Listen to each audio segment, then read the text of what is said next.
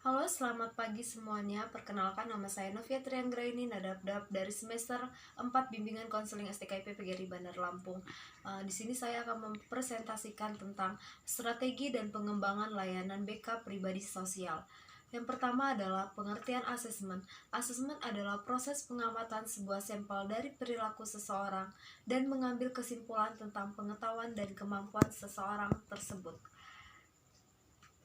Asesmen dalam BK pribadi sosial sendiri memiliki arti, yaitu proses kegiatan dalam mengukur seberapa jauh perkembangan individu dalam aspek pribadi dan sosialnya, dan membantu individu dalam memecahkan persoalan yang ia miliki.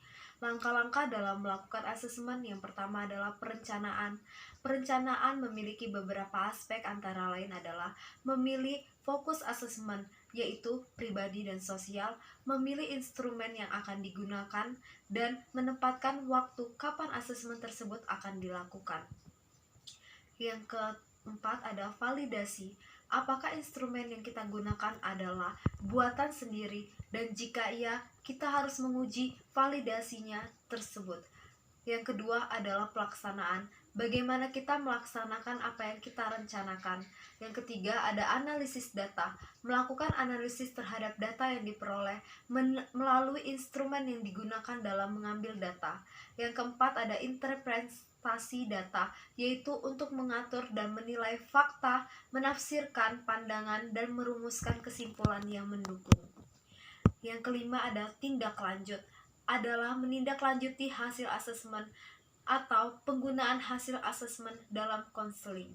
Untuk konseling yang berbasis individu, maka langkah yang harus dilakukan antara lain adalah menentukan fokus yang akan dinilai, menentukan teknik untuk penilaian, menggunakan teknik penilaian yang ditentukan, melakukan analisis data yang diperoleh, menanggapi data dengan cermat, melaporkan data yang telah diolah.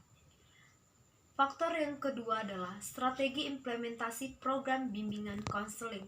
Strategi implementasi program bimbingan konseling memiliki beberapa macam. Yang pertama adalah layanan dasar bimbingan. Layanan dasar bimbingan adalah umumnya bersifat kelompok ataupun klasikal, yang terbagi menjadi layanan orientasi, layanan informasi, bimbingan kelompok, pengumpulan data, bimbingan klasik. Dan yang kedua adalah layanan responsif. Layanan responsif terdiri dari konseling, konsultasi, kunjungan rumah, konferensi kasus, bimbingan teman sebaya, alih tangan, dan kolaborasi. Dan yang ketiga adalah layanan perencanaan individu. Layanan perencanaan individu terbagi menjadi pengenalan terhadap potensi siswa, pengenalan lingkungan, dan motivasi siswa. Dan yang keempat adalah layanan perencanaan individual, yang terdiri dari pengembangan profesi, manajemen program, riset, dan pengembangan. Poin ketiga adalah implementasi program bimbingan konseling pribadi sosial, yang terdiri dari tahap-tahap pelaksanaan program. Satuan kegiatan terdiri dari tahap perencanaan, tahap pelaksanaan, tahap penilaian, tahap analisis hasil, dan tahap tindak lanjut.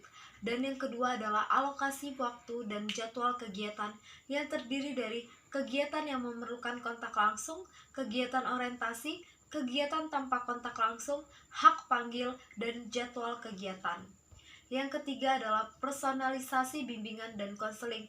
Personalisasi bimbingan konseling yang terdiri dari kepala sekolah, wakil kepala sekolah, konselor, wali kelas, guru, dan petugas administrasi.